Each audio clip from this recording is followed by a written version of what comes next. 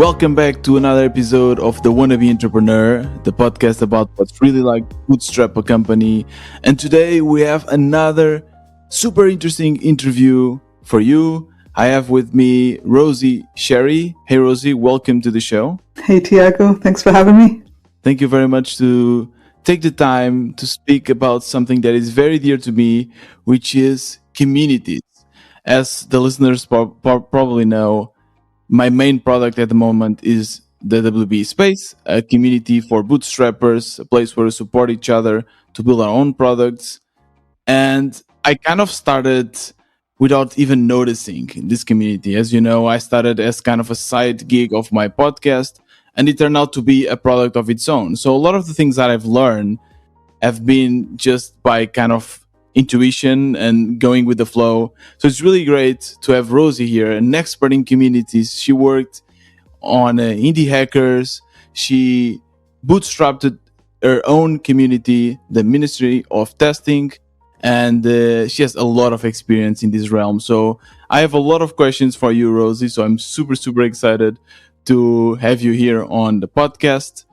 And to kick things off, I would love to ask you to give a little introduction about yourself, about your path, and how you become this community expert that you are today. Yeah, I guess I've been in tech 20 plus years now, and I started as a software tester, and kind of along the way I discovered community, and that was kind of like 2006ish, and I think like when I discovered it, I kind of knew that was what I wanted to do. It's like it completely kind of, I guess I would say, blew me away. It's like it was the first thing that like actually seriously took my interest, and like that's when I guess started reading books properly, like cover, back to front to back kind of thing.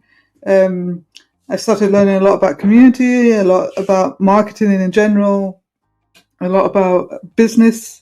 There was no indie hacking back then, but there was some, at least for the time, there was some interesting things happening, a good like local tech scene. And actually, like my first step into community was doing some local meetups in my current hometown, Brighton. That was Brighton Girl Geek Dinners meetup, and I did that for 2 years. And basically, for 2 years straight, like every meetup was just like fully booked. Generally, just like within 24 hours, it was like full up. And it just touched on something that like I loved doing it. I didn't love getting up in front of people and doing any of that. I just loved the idea of pulling people together. And I guess like the more I kind of went down that rabbit hole, the more I was just like, oh, community is so right. It feels like something that the world needs more of. And I kind of started exploring, well, how can I do more community? And there weren't many jobs back then in community, and obviously it was like a different world. It wasn't remote. It was hard, you'd have to commute or things like that. So, like getting a job in community wasn't really an option. So instead, I ended up just like starting my own. And I was a tester at the time, and I was just like, oh, I think the world definitely needs a better testing community because I didn't like what was out there. So I was like, oh, I'll just start one, really just for fun, with no expectations or commitment to stick with it. But I stuck with it for 10 years, and it's still going. But I built it like from starting as an online kind of forum, and then over the years kind of building up conferences and events and training, and getting to at our peak was like $1.5 million a year, doing conferences like literally around the world as well. And this is the Ministry of Testing, right? Yeah. I guess like, I mean, I loved it. I did love doing it. I loved the idea of pulling people together, and serve in the community, especially like as a tester myself. Um, and just like the idea that I could, or that I did bootstrap that, and that in the end we did build a team around it, and it's still going. So it's been like 13 years. Oh no, 15 Amazing. years. 15 years that it's been going. Wow. So like 2007, and still going without me. I handed it over for someone else to run. He's the current CEO. He currently has ownership in it as well.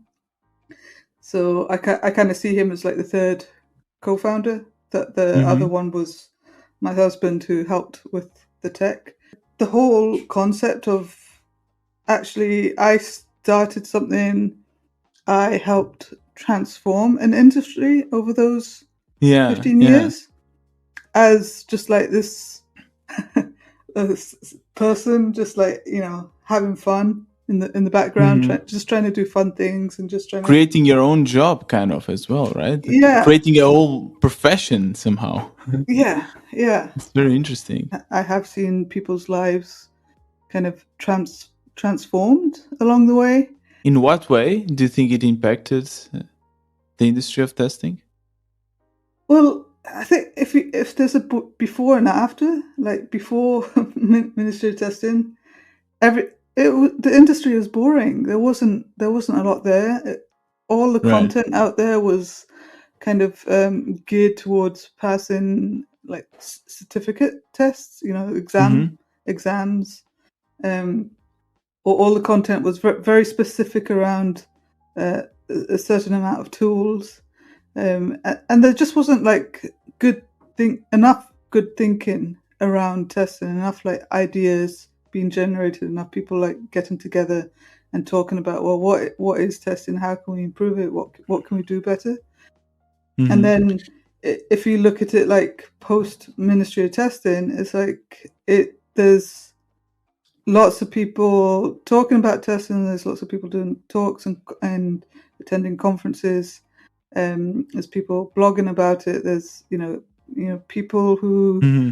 who have grown up through ministry of testing and have like started like as a, I guess, a junior type role, and I've now kind of either test managers, test directors, or even just like moving out of testing and moving more towards a kind of product role, or a Right. more generic tech role. Um, Hmm. so yeah, and I just think like the world before Ministry of Testing was like, it felt like there was no hope, nowhere to gather, nowhere to meet testers, Yeah, and yeah. I feel like Ministry of Testing had a huge part to play in that change. Hmm. And what kind of software testers are in the ministry of testing? Is like the web QA? Is it maybe network testing, something more sophisticated? A bit of everything, to be honest. You get people like who work for startups, you get people who work for banks, you get people who work specifically in security type testing.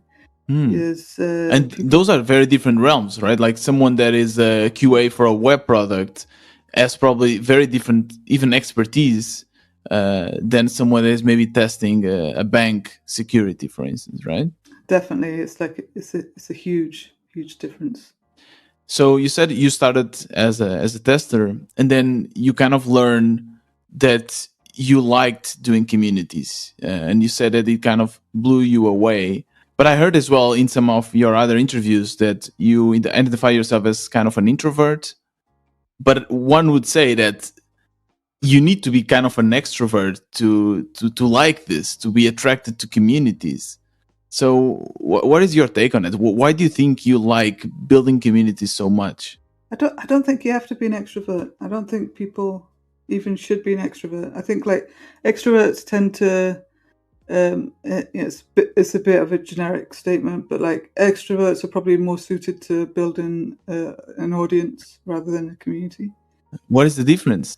Well, like an audience is like people, um, I guess, look in one way at the person who's creating the community. They like focus on what one specific person or maybe a group of people, and that group of people they benefit the most. They're gonna they reap the rewards of the attention of the audience. Right. Mm-hmm. Whereas in community, people, the whole idea is that you're helping the people, and the people are helping each other, and it's not Right. you don't really want someone leading it, someone who's the authority or the leader. Yeah. Obviously, you need leaders, but like the leaders, in my opinion, need to be able to put themselves in the shoes of the members and do what's right for the Mm-hmm. members rather than doing what's right Right. to like kind of grow their audience. It's a very great Yeah. point. I make decisions because they're the right decisions, not because they're the ones that make me the most money or bring me the most Mm. followers, or helps build up my email list, for example. I'm very Mm-hmm. much a person that when I make decisions, I try to make decisions that are right for the community. And Right. if they're not right for the community, then I kind of I can't do it. It's like, Mm-hmm. I guess that's my philosophy is like, Yeah. I have to believe that the things that I'm doing are gonna help build the community or benefit Mm-hmm. the community in some kind of way. It's a very interesting concept. The difference between building an audience and building a community. I've never thought of that, but it's true. It's completely different. And when I take, for instance, the WB space as an example, that community really started growing when people started to interact with each other, right? So I, if I'm not the center of the community, and that was kind of also my goal, or if I am the center of the community, then the community depends on me, right? So it's not scalable. But if I'm not the center and I just enable the members to have fun and take all the value that they can from that community, that's how it grows, right? People have value from each other and not from one single entity. Yeah, and it's also about seeing the value in people or the things that people can give. And I don't think people who build audiences are necessarily looking for that. But Mm-hmm. like whenever I'm speaking to someone or communicating with someone, I'm always looking for something that they might be able to give back, and Right. in a way that they can also benefit. And I mean, like a typical example is that I've started a series of I don't want to call them events, but let's call them events for now. But really, they're just conversations, online conversations with other Mm-hmm. people. And the way that I'm starting it is like when I'm communicating with people, wherever it might be, Twitter, email, whatever. It's like when I see that someone's excited about an idea, I jump on that idea and I say, hey, let's have a conversation about this. Mm-hmm. Um, we can. Here's a topic we can that we're excited about to explore. Let's agree a date. Record our conversation, invite other people in if they want to listen in or contribute, and take notes along the way. Mm-hmm. And that's like a very small example of seeing that actually someone has something to give because they're excited about a topic and they're excited to Yeah. explore it, and we can work through that together. Right. And people have other things to give. You say, it's typically like I would give people their first speaking opportunities because I would see potential in their ideas or their ability to speak, or like people like hosting like events as well. Mm-hmm. I would always be looking for because I never wanted to host events, like get up on stage and like Right. introduce people. So I was always looking for candidates to do that, and I would look, basically pay attention to who's in the community and Yeah. who might enjoy that, who might benefit from that, and how can we make it like a Right. win-win scenario. Yeah, but what is your benefit on that? Like your own Rosie's benefit? Like, did you want to learn from them? Do you get some energy from listening from someone else's passion? Like, why did you want someone to put someone in the stage and speak about their passions? Like, what do you get from that? It's not necessarily what do I get from it, it's like what the community gets from it, right? Right, but I mean, you started it, right? Like it's a passion of yours. You were Yeah, blown away by community, so there's something that attracts you there, something that eventually you might take from it as well, right? Something that puts a smile on your face. And what is that? It's just like you like to empower people, you like to learn from other people. Like what is yeah. that? I think it's empowering people. It's like, a big part of me thinks like the world is like truly unjust in the way that people get opportunities. Mm-hmm. And I go out there looking to give opportunities in different ways. Like, so Right. like, for example, like if you apply for a job, like the whole process of applying for a job is horrible. It's tedious. It's like unfair. People don't truly get seen when they're sending in their CVs and stuff like that. Um, and if you flip that like to the way that I do it, in the fact that, oh, I'm having conversations with people, or someone's attending an event and we have a good time, I tap into their personality, their character, and I see what they have to give, even if they Mm-hmm. don't see it themselves. And then I approach them with the opportunity, and I tell them that they're worthy of it and they're capable of it. Yeah. And Yeah. then for someone to be at the receiving end of that is almost life changing, because people rarely are rarely told that. They're, not, it just doesn't happen enough, and it's crazy that it Yeah. doesn't happen enough, right? Yeah. No, I So totally agree. Yeah. yeah, and I get a kick out of that. But I also, going back to like my community way of doing things, I just feel like it's the right thing to do. It's right for the community. It will build up the industry. It will help grow my community. And that person that I've just given that opportunity to will always remember it, as long as they have a positive experience. Um, so it's just like, they'll keep coming back for years to come. And that is kind of like what happened during Ministry of Testing, is that I was so often I was there to give people their first speaking gigs, and they would first come as an attendee, and then I got a reputation of like um, getting people at events to apply, so that like at future events they would end up speaking. And then Mm-hmm. they would come back years on end, just like, because they appreciate the community and the vibes and the people. Yeah. um and yeah, and like, what, as much as I love marketing, that's like my marketing way of doing it, but it's not really marketing, it's just community. It's very interesting what you just said, that community gives opportunities to people. I was like, the thought that came to my mind is like the world itself is one big community, let's say, right? But it's too big, right? So it's really hard for everyone to have a voice. And then communities, these things that we start creating, are small groups inside the world where you kind of talk with each other. So there's more space for giving a voice to people. And this kind of brings me to one of my big questions. And I guess we are kind of starting from the end, which is how to scale the community, right? Because you create something small, and then everyone has the opportunity to speak, everyone has the opportunity to go on stage. But then as the community grows, somehow these opportunities get lost again because there's too many people.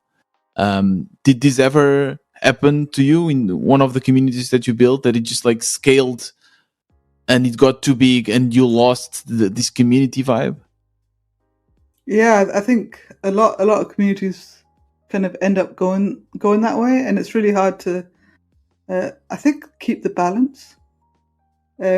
I like to think of it in a way that I think people think about scaling and they see this like growth chart, like, forever going upwards Mm-hmm. line. Um, but I think Yeah. in community, it's like you don't grow upwards, you grow across, in the fact that um, you end up creating little groups of people, of things, of networks or events, and it's the other people who, in some of it can be super intentional, other, it doesn't always have to be super intentional. So like, let's say like having like a meetup, a local chapter of a meetup can be like super intentional, is that you put effort into creating that, and then before you know it, you've got like 100, 200 meetups across the globe. And Mm-hmm. there's many examples of like companies or communities that have done that. Indie Hackers did that for a while. Um, mind the product did Mm-hmm. that. Duolingo did that, for example. Is Ministry of Testing did that. as like one of our strategies is like we started creating meetups where our conferences were, and then other people saw those meetups and they're like, oh, we want a meetup in our hometown, so Mm. we would like help facilitate it. So partly it grows across, it grows with other smaller groups, Right. so that it hopefully maintains kind of like the culture, Mm-hmm. the culture of the community, that the vibe, the way people do things in the community, what they do, as as much as possible, that kind of sticks with the community. If it's always like the leader trying to control everything, like rarely it rarely works. And I think the biggest struggle of keeping that culture and keeping that growth is not to, for me, it's like not to get carried away with like the kind of vanity metrics and numbers, Mm-hmm. and really always kind of be focusing on the people and what they want, and also like understanding that the world and communities change quickly and you have to constantly be adapting. And like Ministry of Testing it started online, but 70% of the revenue came from physical events. Mm. And they had to adapt quickly. Okay. Um, So that's a good and question that I have. Like, so how were you making 7 figures out of Ministry of Testing then? Or with events, tickets? That's the business model. pre-COVID, it was like 70% events and then 20% kind of sponsorship, advertising, marketing type Mm-hmm. stuff, and then 10% membership. Oh, only 10%. Yeah, like we had made starts on it, but we were like always so busy doing the events that we never gave the membership the attention it needed, Right. until obviously like COVID happened, and then we were like, Mm-hmm. oh, we got to focus on the events now. Yeah. But I think to our advantage, like that it was set up like functionally, technology wise, to Mm-hmm. do events, and we had already made some progress, so it kind of made it easier um, to push that forward. Mm-hmm. But it's still not easy.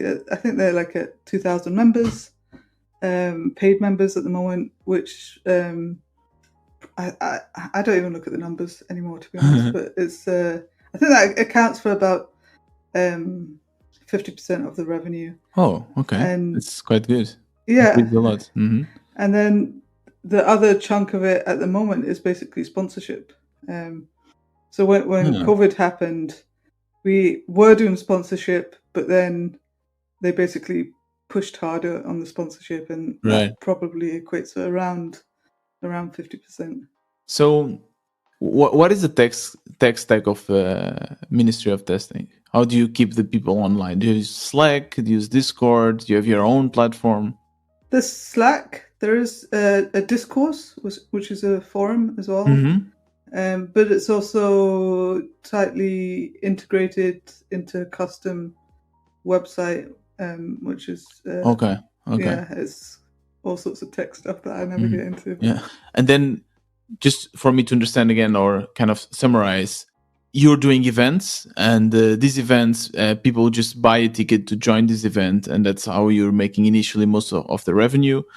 And then you have memberships. I guess the members will have access to certain things that the non-paying members don't have. And then you mentioned sponsorships, and that's what I'm interested in. Like, how does this sponsorship work? Like, do you just send an email to all the members with your newest sponsor? How does that work? What do you have to do to get the sponsorship? yeah, sponsorship is hard. So like as part of the platform and the membership and just like everything that Ministry of Testing does, they produce a lot of content. So they have events, they have online events, they have AMAs, Mm-hmm. and so there's a lot going on constantly. And the sponsorships, they didn't happen overnight. Most of them are with kind of tool vendors, companies that kind of create testing tools. testing, Right. tools for testers. They're the ones that always seem to have the budget to sponsor Right. marketing budget. So basically, it's like going after marketing budget that these companies have.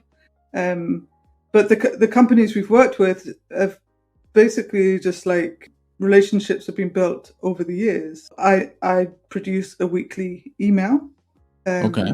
I'm looking for sponsorship for the email, and that's Hmm. as time went on, Makes sense. like that email spot was like booked a year in advance. I was like, okay, this is good. Companies like paying in like bulk, not like individual ones. So we'd like sell them in bulk.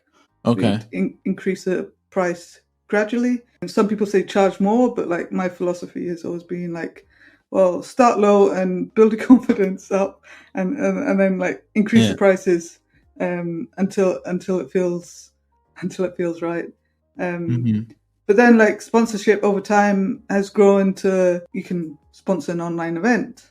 So we do a monthly event, or we can send out a message to our LinkedIn group, or we'll post messages on social about whatever you want about your Right. product or Right. whatever. So it's like Right. some of it is just brand awareness as Hmm. well.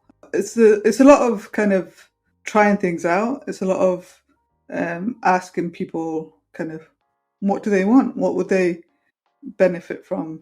Got it.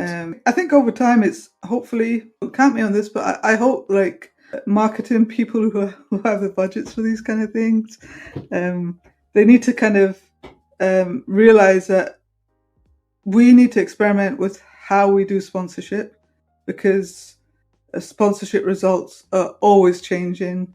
Like click-through rates are always changing. People over the years are clicking less and less on ads, On for it. Yeah. example. But quite often it's about brand awareness, and like if people know that something has existed because they've seen it somewhere or they've seen it on Ministry of Testing, and when they're Right. ready, that they'll come there. But it's like you can't always track those kind of Right. things. I mean, you can use affiliate links, right? That's for that, where people, when they remember, they can use your link and then you get your share. Yeah, but like affiliate links, they have a time span, and you have to click it. You have to click it on the same computer. It's like I think it's flawed. Yeah. I really think it's a flawed way of like doing things, and like then the motivation. If it's affiliate, it's like you want people clicking, so you kind of start enforcing links on things. Whereas I really think that a lot of sponsorship is about raising the brand awareness, so that when people have the problem, then not only do people in the community say, "Oh, I've seen this, I'm aware of this," because they've become aware of it through sponsorship, but hopefully they can also say positive things about them or have a good feeling about the company because they have been sponsoring Ministry of Testing. Exactly. And generally Yeah. companies that sponsor Ministry of Testing are good companies. Not everyone just gets in to be able to sponsor, because it's much easier as well for one person to acquire or click even in something if this link comes from a reportable source, someone that you trust, right? And so if this link comes from Ministry of Testing, the chances of this person clicking or using once the time comes, it's much higher. yeah. So yeah, I totally agree with that. Let's take like a step back to, because we kind of started speaking about scaling up, which is like problems, or even like monetization, which are problems that most of the times come a little bit more along the journey of building a community. But let's say that someone is now thinking on starting their community, right? They want to do that. What should be the first step for someone that wants to start a community? I'd say it's a mixture of doing your research and having lots of conversations with people. I think people start with community, and they just have to like take 10, 100 steps backwards, and it's kind of like saying I want a SaaS business. So they spin up a SaaS and say there it is, it's going to work. And I think too many people think that like they can spin up a a forum or a Discord server or Slack and think that Mm-hmm. the people are just going to come. But just like building a SaaS or any kind of business, Right. people just won't come, and you have to like build relationships. You have to understand your people. You have to know what they're talking about, and Mm-hmm. you just like you can't really connect with people at their level unless you have those conversations. Um, and to Yeah. get to those conversations, you have to do your research of like who you want to have those conversations with, and like Right. align those people that you think would benefit from your community. Right. Um, and spend time hanging out with them and Mm-hmm. figuring out the kind of ecosystem and Mm-hmm. spotting the opportunities and the gaps that you can serve. Does it need to be in a scope that you also are passionate about? I always recommend that, because otherwise, if you're not passionate about it, then like community is hard, and you'll lose interest. And like the moment like you're not excited about it, I feel like community is a lot about energy, and if you can't bring that energy to the room, if you can't Right. see something that's so exciting because you've been down a rabbit hole and you want to share it with the community, it's like you're not going to have that if you're not Yeah. passionate about the industry you Mm-hmm. serve. It doesn't always have to be the case, but I think like that there's always exceptions, right? There's always like Mm-hmm. people who come from a different background, but I Right. think generally speaking, you got to care about the industry you're trying to serve. Yeah. Yeah. I also agree with that. Let's say you do your research and you already know what is the topic you want to focus your community on, and then you wanna get started. Is there some kind of tech stack that you recommend anyone starting, like using Slack or Discourse or something, or what should people do? Like, what should be the next steps once you already know what is the topic of your community? People are interested in tech stacks. It's like the easy thing to jump to. Mm-hmm. Um, I think when people think of community tools, they think of forums and Slacks and Discords, like chat spaces.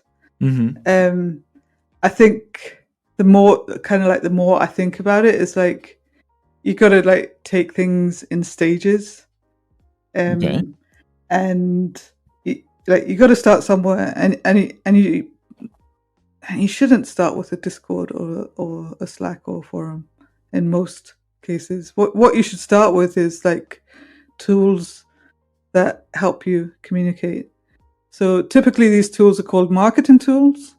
And my theory at the moment, I love marketing, but like email marketing tools, they're not email marketing tools, they're email tools.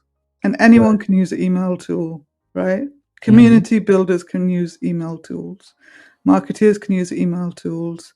Interesting. SaaS software will use email tools to send transactional type emails. There's all these different types of use for communication type tools. Email Mm-hmm. tools is one of them. But like at the moment, they're branded marketing Right. tools. So you think they should start with this kind of tools, like creating a newsletter, rather than immediately starting with a Slack channel, for instance? Definitely a newsletter, a blog, a video, a YouTube channel, Hmm. TikTok. It depends. Where your people are. Twitter, I love Twitter, but Yeah. start like basically just like finding ways to communicate with people and building up a reputation around the things that you do, so that when you are basically ready to launch a community, people come in naturally.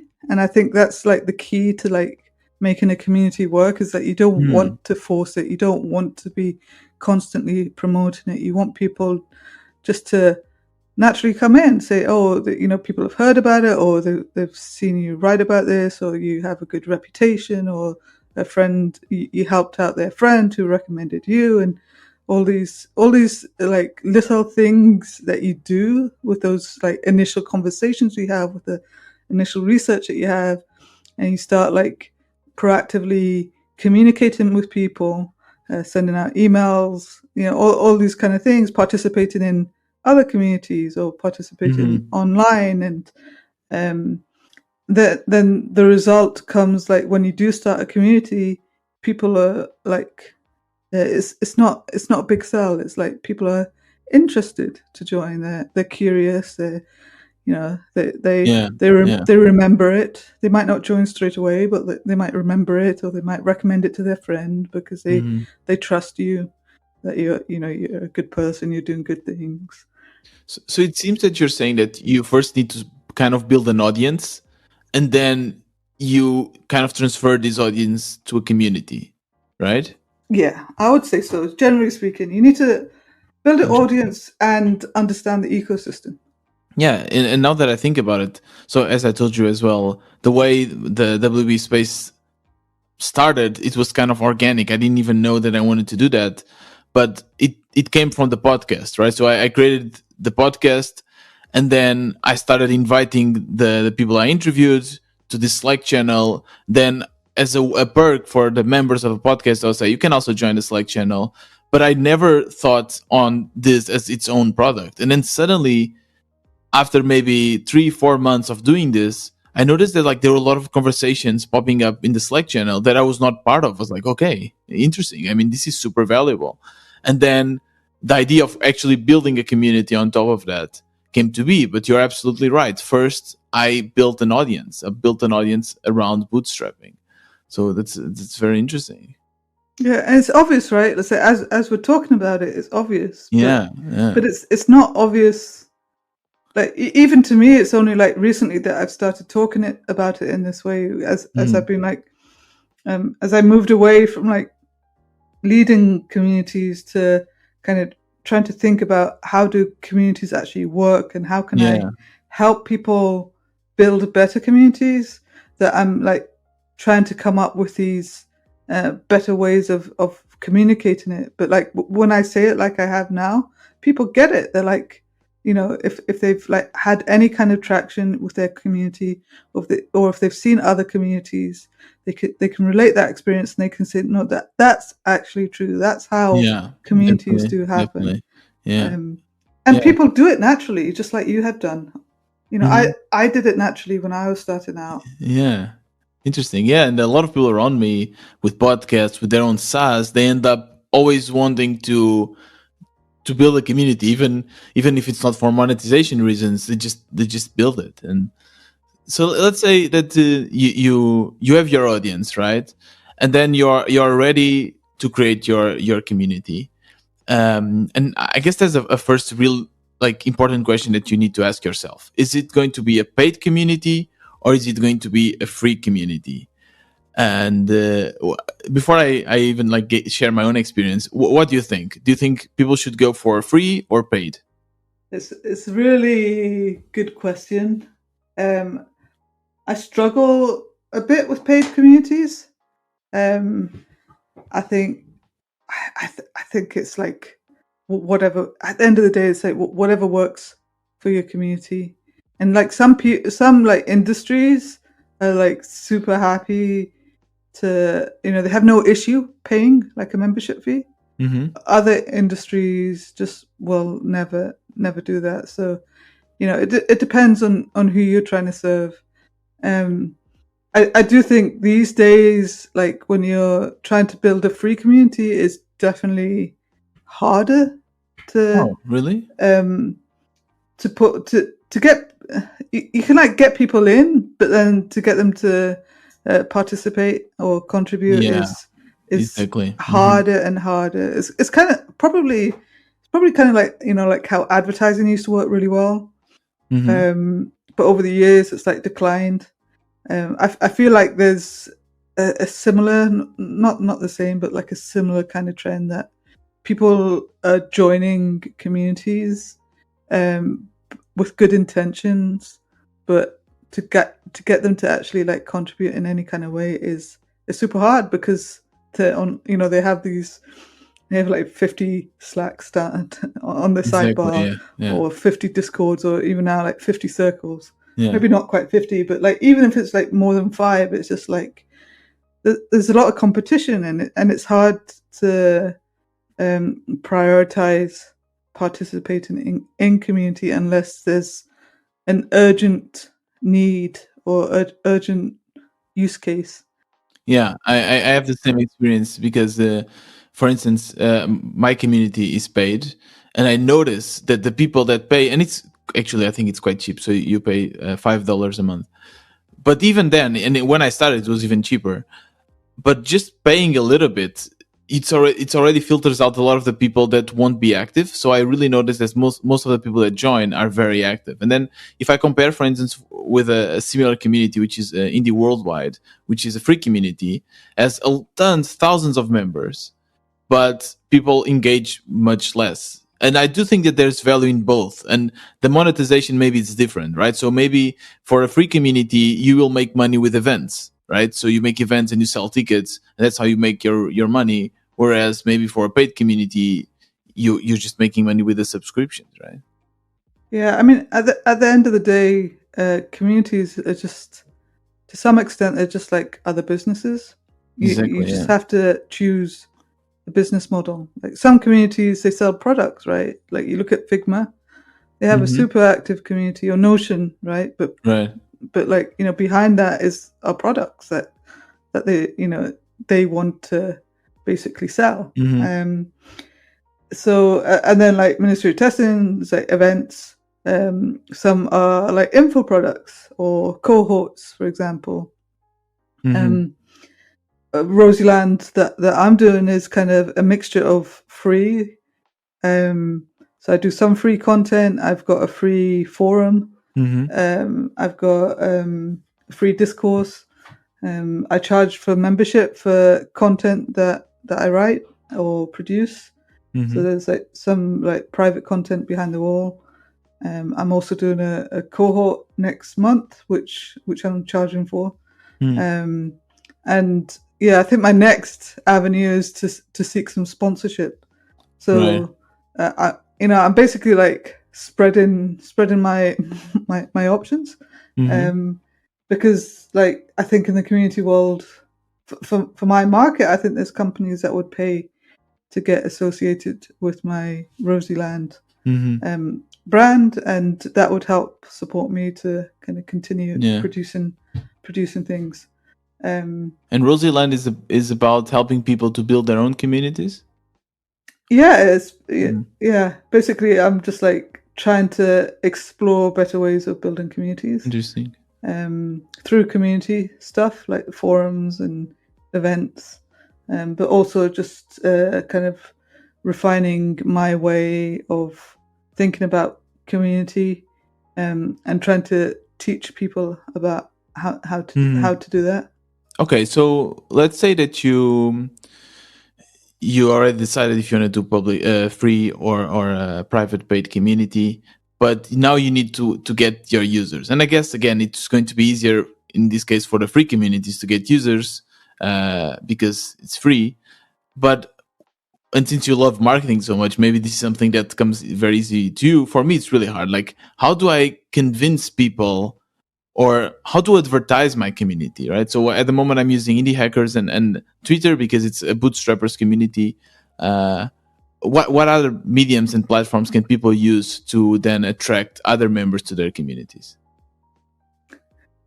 Yeah, it's a good question. I think like as a indie platform or community, you're doing things in the right spaces. I'll probably add Product Hunt to that, maybe. Yeah. Um, I would say it's more about I think like the challenge with paid communities is communicating what goes on inside the communities, Yeah. Exactly. because it's all hidden away, right? Yeah. And it's not as easy to share it, or Extremely like, hard. Yeah. yeah, you have to ask permission. Um, so it's a challenge. I think that's the hardest part with paid communities, is how do you get people to taste what it's like within Yeah. the community I did before try they a actually trial. join. Yeah, I did try a trial, like a 2 weeks trial once, but I immediately stopped because it was weird. People would just join and ghost. Ghost us. They wouldn't say anything. They would just like lurk there, and it felt weird. Like to have people just trying out and leaving because it feels like a little family. And then just having people to join for a week and then leave. didn't work so well. So you're absolutely right. Like how to show to people how it feels to be in this community is extremely hard. I always think that the best way to grow your community is through the people, the people that you have. Um, so like instead of like focusing on what you don't have, is like focus on what you do have and focus on the people that are in there, Right. and making them get the best value from the community, making them have success, or sharing their successes, or like when I was in Indie Hackers, I used to love helping people get their first sales through like surprising people with a tweet about their product, and naturally as Indie Hackers they would love that, right? Yeah, of course.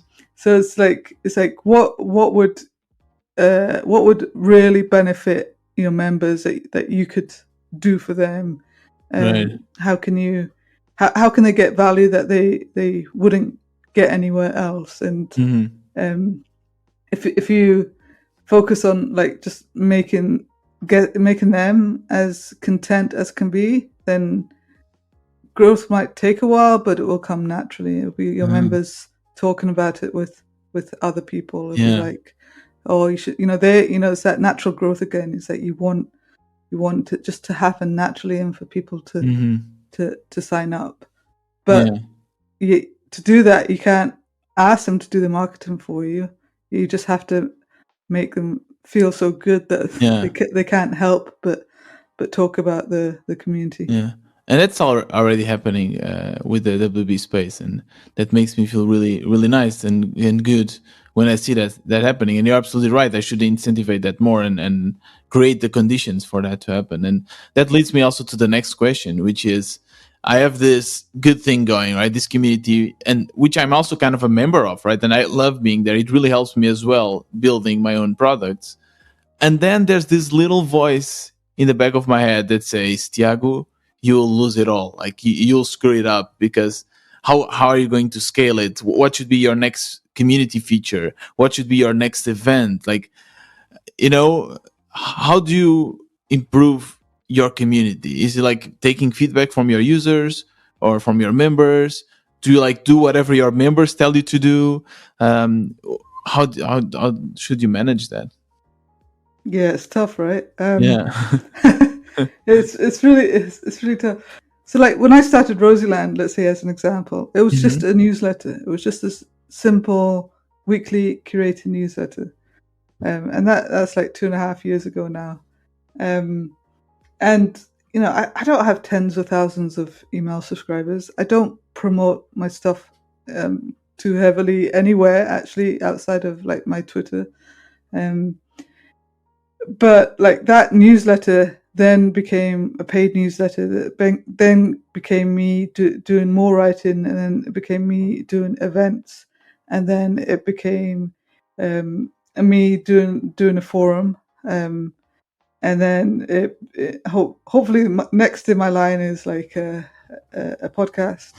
Oh, nice. But like I honestly I never intended it to be a community, and I think you can see the truth in that because of what I called it. It's like Rosieland. It was just meant to be a simple Rosie's thoughts on community and Rosie's curation thing on community. It wasn't meant to be a community, but it kind of naturally evolved that way.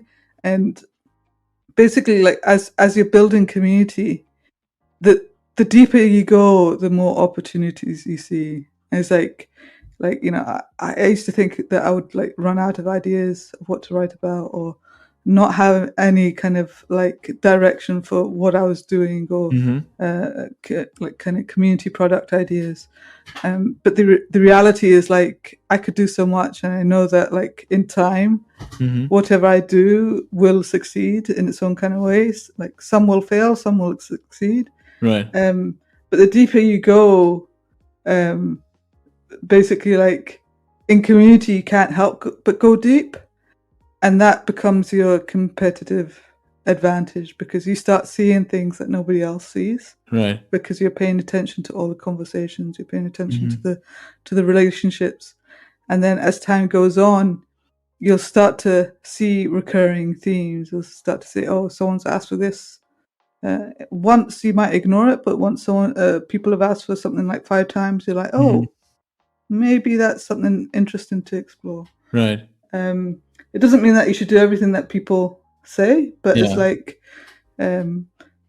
I think it's taken in balance what the community wants and what you want as the direction Hmm. of the community. So, and what is your relationship with the members of your community? Because for me, it's a paid community, but even if it's not, I guess you are the creator, you're running the community, and you also want to become kind of part of, a member as well, right? Like they kind of become your friends, and they are your friends and your clients. At least that's also for me the case.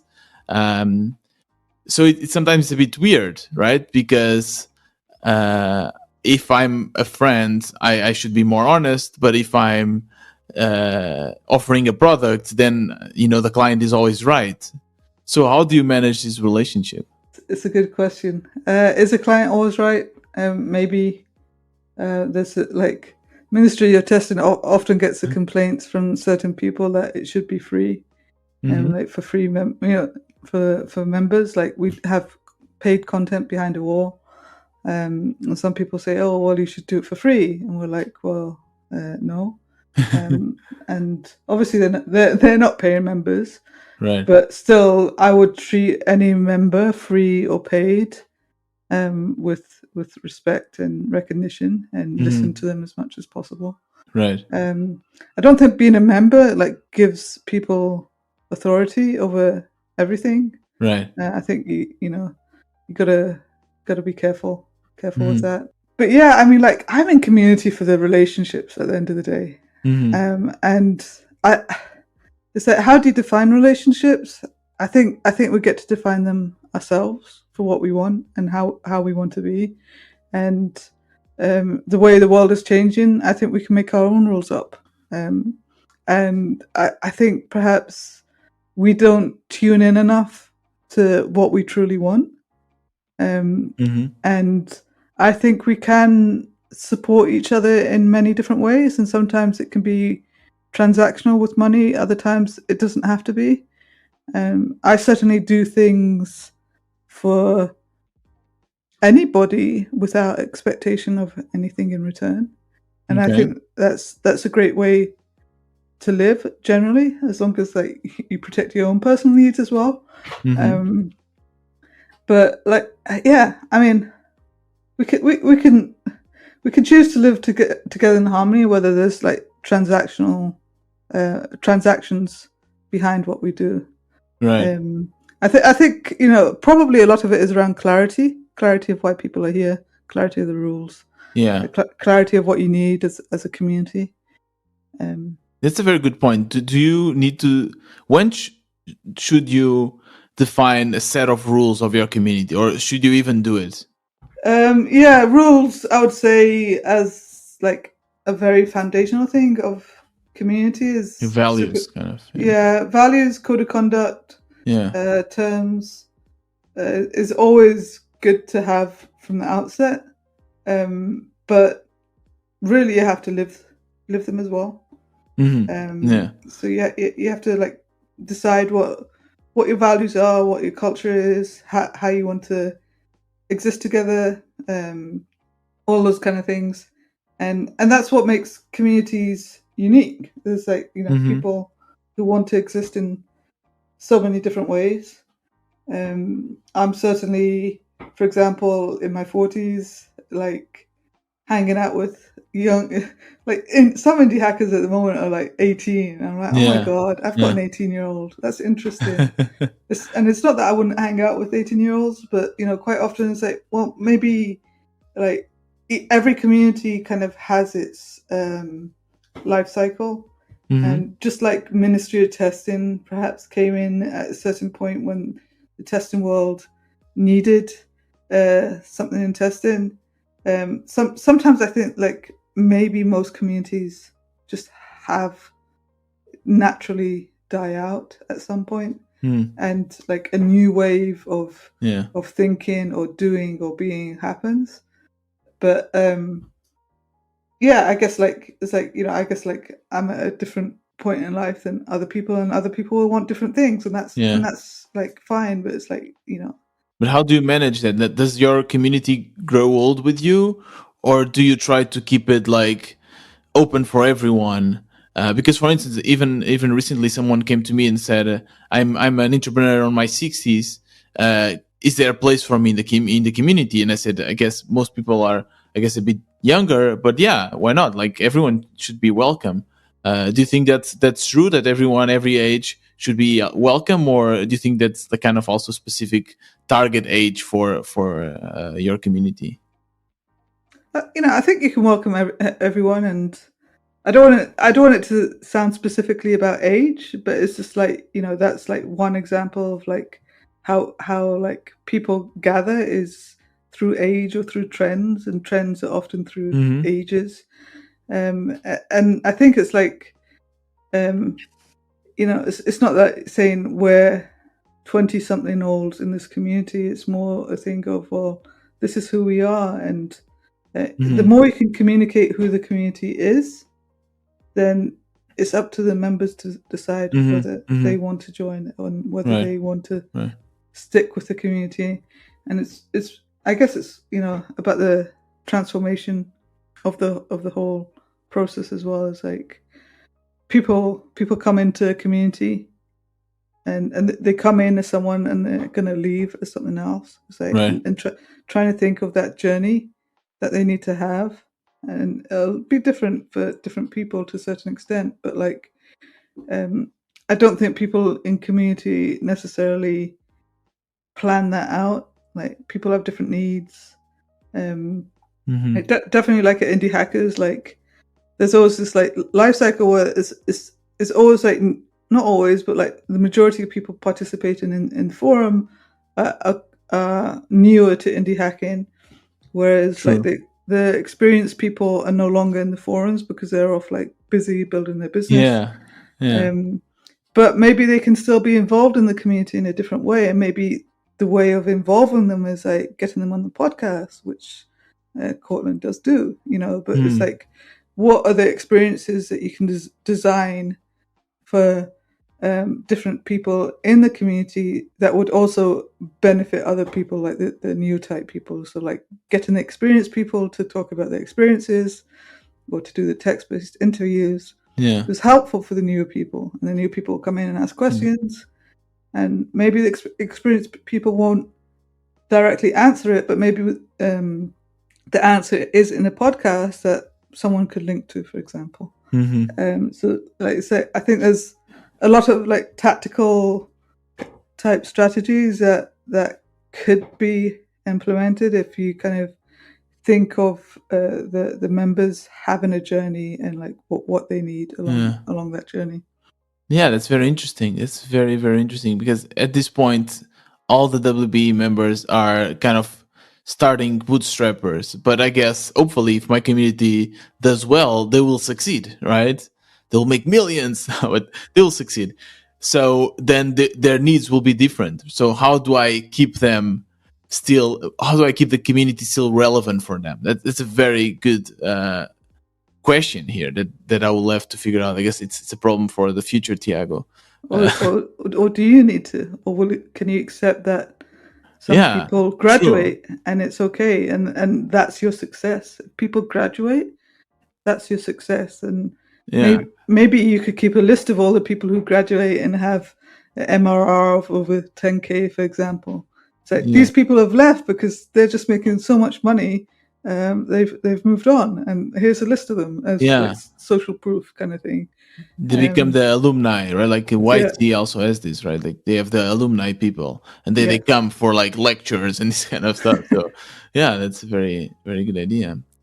I want to know a little bit about the story behind Indie Hackers and how you came to this community. Can you tell me, like, did Cortland just come to you and ask you to join? How did that go? I did ministry of testing, and when Cortland launched Indie Hackers, he was posting it on Hacker News, and that's how I learned about indie hackers at first. Mm-hmm. And then I was like, oh, I can submit my interview. It was text-based interview.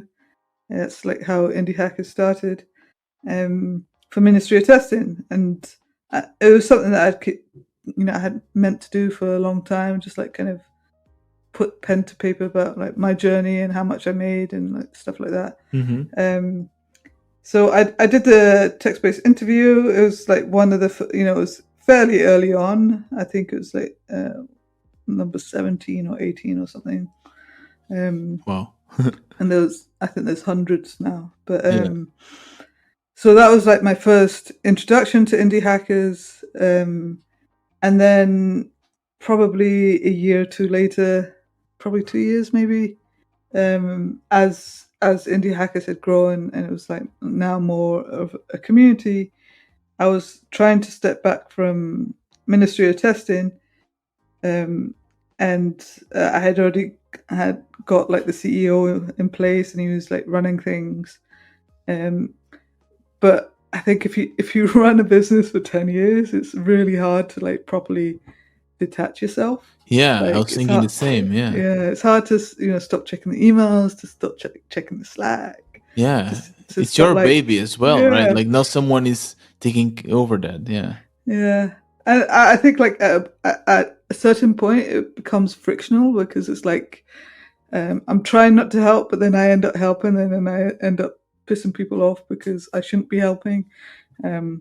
So ultimately, I thought like, oh, I need to have an excuse not to check in on Ministry Yeah. of Testing stuff, and I always had in my head that when I stopped doing Ministry of Testing, I wanted to either start like some kind of businessy type community Mm-hmm. or start focusing on community stuff. But as part of the steps to get towards there, I was like, I need to show up more on Indie Hackers and participate and just like see what people are talking about. I hadn't really been keeping up to date, and just on one of those days that I was like checking in, I saw Cortland was saying he needed help with social media, and I was like, oh, I could do that. It's way under my pay grade Yeah. or level, but I just need an excuse to get into something different, to just try something out different. And my reasoning was like, actually it'd be really interesting to see how Indie Hackers is run behind the scenes, Right. and even if I'm just doing the social media, I can still get an insight to a certain extent of how things are run, and that would be a huge learning opportunity for me.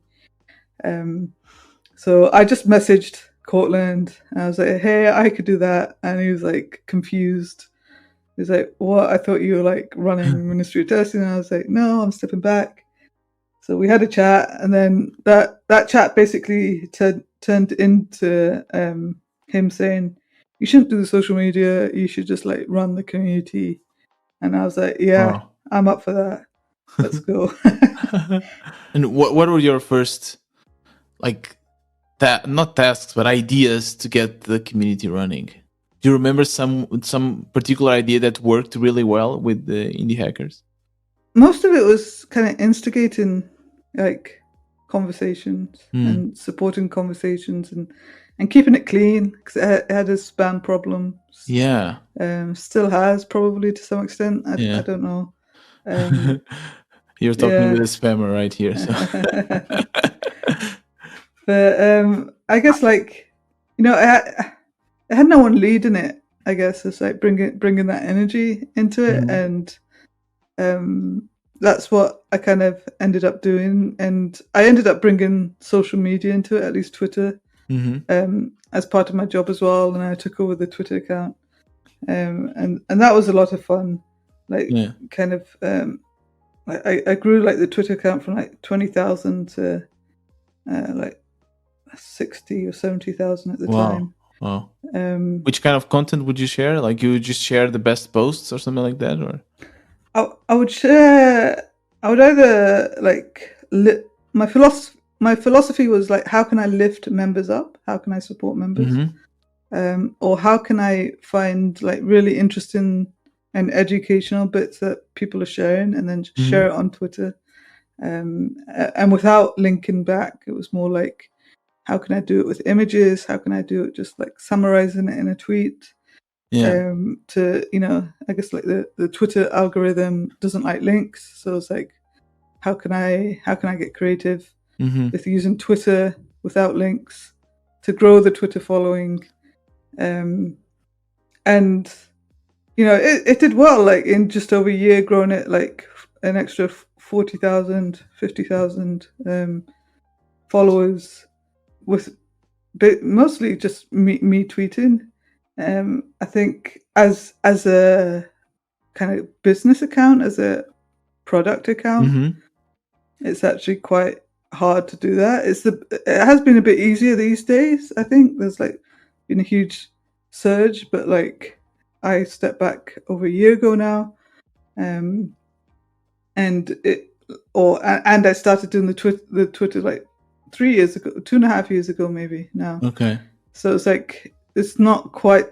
I feel like the Twitter game has has been upped, not necessarily in the best way, but like the Twitter game like 2.5 years ago, it wasn't so competitive as it is Yeah. now. I Twitter feel is like crazy. Yeah. yeah, I feel like Twitter's very very competitive, Yeah. like Definitely. attention seeking Yeah. stuff.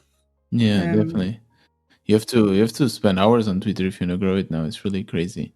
But yeah, one thing that you mentioned, like, so Twitter or indie hackers, a lot of people speak about them as being communities, right? And for me, I compared Twitter, for instance, with the WB space, and I think, okay, they are very different communities. And I think also one thing that you said earlier kind of made me click, which is Twitter is also a way, or any indie hackers too, a way to build an audience, right? So it's both a community and a way to build an audience, and same with indie hackers. So a lot of people use it as a spam or marketing. Let's say it's as a marketing channel. And for instance, I use indie hackers because I like it. I think a lot of my target people are also there too, but I also learn a lot. But if I wouldn't get also something in return in terms of like traffic for my website, I probably wouldn't use it. But then it can also become very spammy. So how do you manage this? yeah, I mean it's a problem that people won't use communities if they can't get traffic. Exactly. It's a huge problem, and it's one that indie hackers like has, well, it doesn't have to, but they have challenges with it. I mean, I see it now when people every two or 4 weeks someone complains on indie hackers that, oh, there's too much self promotional stuff. It's true. What is the answer to that? I mean, if it was me, I would have liked to have cracked down on some of the content a long time ago. But I think like people associate sites like indie hackers. So indie hackers I would say is a community, but then like uh, there's there's a fine line basically between communities and I don't know, networks or audiences Mm-hmm. on communities. Um, and I just think the problem is that people go to communities and they want to take and they don't want to give back. So I would Yeah. argue in many cases that the majority of indie hackers is actually not community, because most of the people are going there are It's a taking, marketing channel. Yeah. and they're not truly giving. True. And even the people who complain, I look at everyone who complains. I still check it, and I still like keep my eye on it. Even the people who complain, not all of them, but a good chunk of the people who complain about, oh, it's too self promotional. Mm-hmm. They're people who have never contributed, or have contributed like Yeah. five comments, and then they're complaining that they post something and they don't get any responses. Interesting. And like, yes, people should get responses to the stuff that they're putting out there, but also like to request that you you shouldn't be, you shouldn't like complain about that if you haven't given back yourself. Yeah. So it's like, if you get, if you've gone there and maybe given like 100 comments, 100 things that you've done to support people and help people, and you've not gotten any good results or like feedback or conversations out of it, then maybe you should complain. But like, I just think it's very unfair for people to uh, give communities a hard time, partly because like it's really hard to build communities, Yeah. but like partly people are just taking all the time and they just still want, they complain that they don't get the results, they don't complain that they don't get attention. Mm-hmm. But that's not really what communities are there for. And Yeah. like we celebrate when we're on the front page of Indie Hackers or Hacker News. Mm-hmm. That's like the winning scenario. Mm-hmm. But maybe we should seek other reasons to celebrate. Maybe we should celebrate the fact that we found a cool product on Indie Hackers, or maybe Yeah. we've helped someone, or I don't know. But I just think like the culture of community is not, it's misaligned, I guess. Yeah. The expectations are misaligned. Yeah, the expectations are misaligned. It's very true. Yeah, totally agree. And then one way, for instance, to fix that, I think Reddit does that, right? Like they have mods and they have people, and everyone is very strict about spam. But then it becomes a hostile environment. I feel like every time I share something on Reddit, I always get shit from people. They come at me and they say, "Hey, why are you spamming?" Or even if it's something that I put a lot of thought on it, they either downvoted. And there's a lot of mean people on Reddit, and it's a community that I don't want to be part of anymore, because it's mean actually. And Windy Hackers and Tweeters, they are better, right? Like people are nice.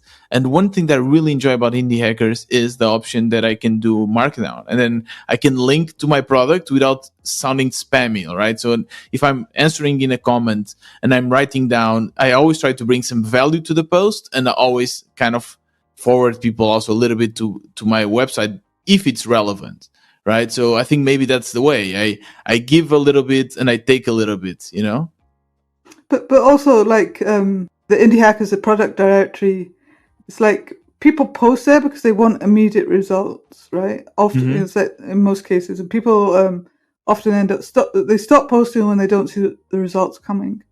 But instead of like seeking the results, seeking the click-throughs or the comments, they could post to their product pages as a way to give back to the community, right? It's not about them. It's like, this is our journey, and we're going to come back here occasionally, once a month, once a quarter, once a year, and post an update, and just do it because it's the right thing to do. It's a good thing to do, and your future self will thank you, because when someone says, "Oh, I'd love to hear your journey as a bootstrapper," you can say, "Here you go. Here's a link to Indie Hackers, and here's everything like I've written about my product," right?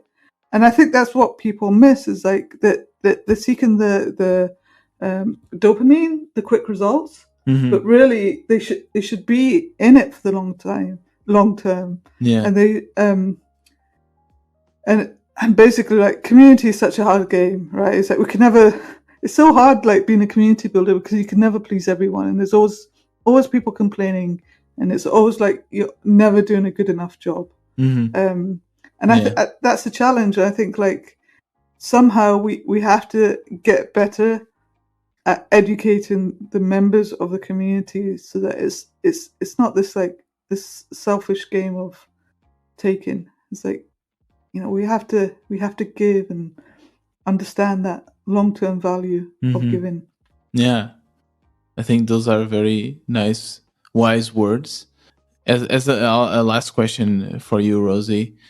So I consider myself now, like, my main product is having this community, but I find it sometimes really hard to explain to my family and friends what I'm doing. Even though it's amazing for me actually to know that you have been doing this kind of path or journey for so long, because for me, building a community is something that is still not very understood as a profession, right? So how do you explain to your family to your kids, to your friends, what do you do? Yeah, it's a good question. I think I have different answers for different people. Mm-hmm. Someone that doesn't understand very well, like the internet, let's say. Yeah, like my mom, I just tell her I run a business, and as part of that, I run events.